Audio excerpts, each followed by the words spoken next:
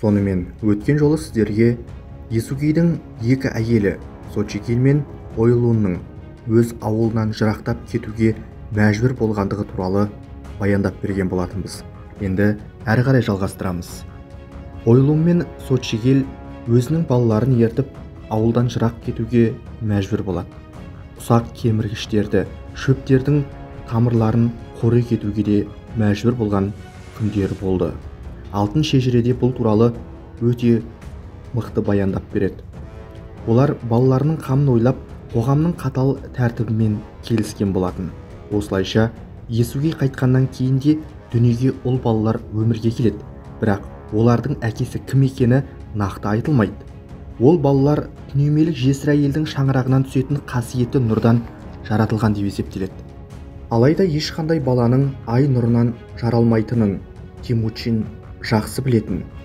Ойлун жалпы Есугейдің ешбір бауырына әйел болғысы келмеген еді.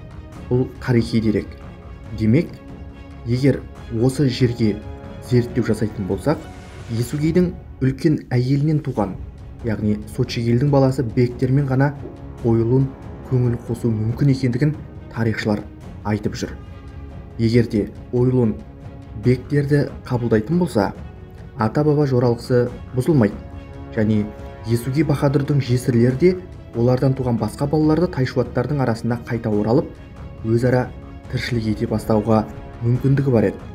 Алайда бұл жерде тағы ойланатын жағдай бар. Егер Ойлун Бектерді қабылдаған болса, онда Ойлунның балалары, яғни Темучин мен басқа да балалар осы Бектердің малайына айналуға мәжбүр еді.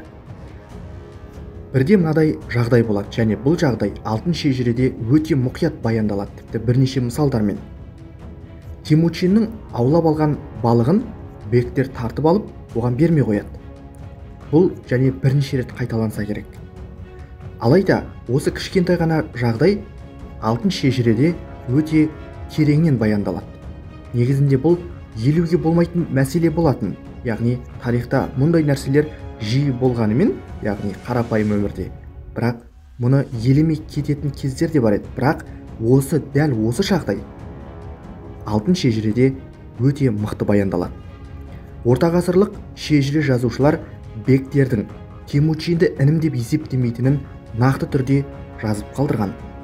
Тіпті ол Темучинге малай ретінде қарап, өзіне тең санамаған. Негізінде Темучин Бектерден әлдеқайда кіші болатын және әлсіз еді. Ол бұл жағдайда өзінің анасына айтады, алайда анасы оған қолдау білдірмейді. Бұл Ойлунның Бектерді Темучиннің қожайыны ретінде танығанын көрсетсе керек. Алайда Темучин бұған шыдай алмады. Мұндай қорлықты ол төзе алмады. Ол ашуланып шығып, артынан інісі Хасарды ертіп алады да, садақ жебелерін дайындап алып, Бектердің отырған төбесіне қарай жетіп барады да, білдірмей келіп, екеуі екі жағынан шыға келеді.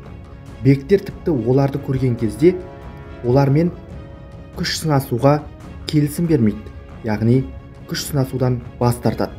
Оларды менсінбейді. Алайда Темучин сол жерде садақ оғымен атып, малдас құрып отырған Бектердің түбіне жетеді. Бұл оқиға Темучиннің одан арғы өміріне қатты әсер етті. Тайшуаттағы тайпаластары оның бұл қылмысын жазалау үшін оны бірден өлтіре салмады. Текті жерден шыққандықтан оны ұзақ уақыт бойы лайықты түрде жазалауды дұрыс деп шешті. Темучиннің бұл ісі басқаларға сабақ болсын деген оймен олар үкім шығарып, оны мойнына ағаш бұғау салып, кеше өмірден өткен әкесінің руластарының ауылын аралап ұзақ жүреді. Жұрт мұны адамның қоры санап, қолына түскенде бетіне лақтырумен болады. Тек бір жалғыз басты кейуана ғана оған жанашылық танытады. Күні бойғы азаптан шамалда болса айықтырғысы келген әлгі кейуана Темучиннің шашын тарайды, ұйықтап жатқан кезде мойнын қажамау үшін түнге қарай бұғауына шүберек орайтын кездерде болады. Қытайлардың жылнамасында Темучин бұл бұғаумен 10 жылға жуық жүргендігі айтылады. Негізінде бұл жалпы адамның өсіп жетілетін шағы болатын. Алайда мұндай жағдай Темучиннің жетілуіне қатты кедергі болды. Темучиннің әкесі Есугей сияқты алып баһадүр болмауының бір себебі де осы болса керек. Темучин бұл бұғаудан ақыры қашып шығады. Тайшуаттар оған қаншама іздеу салғанмен оны ұстай алмайды. Осы бетімен ол кезінде әкесінің көзі тірісінде құдандастық байланыс орнатқан Дай шешеннің қызы Бөртені іздеп соның ауылына келеді. Ол жылдары алмағайым заманда бір-бірін шапқыншылыққа ұшыратып, бір-бірін аңдып, елдің берекесі кеткен кездер болатын. Алайда Қоңырат тайпасының көсемі Дай шешен кезінде берген сөзін ешқашан ұмытпады, мұны бұлжытпай орындады. Есугей баһадүрге берген сөзінде тұрып, қызы Бөртені күтіп отырған жерінен Темучинге ұзатып салды. Осылайша Темучин жайлап күш-қуат жинай бастайды.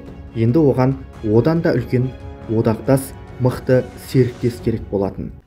Темучин енді өзінің мықты одақтасын Керейіттер әміршісінен тапты, яғни Тоғорыл хан. Бұл Тоғорыл хан да Дай шешеннің қызын алып отырған, яғни Темучинге бажа болып келетін. Осы жерден бастап Керейіттер ханы Тоғорыл мен Темучиннің достығы басталды.